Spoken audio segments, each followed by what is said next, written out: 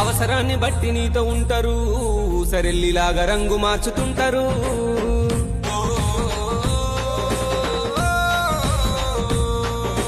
లేని ప్రేమ మీద ఒలుక పోతారు, నటిస్తూనే గోతులెన్నో తీస్తారు.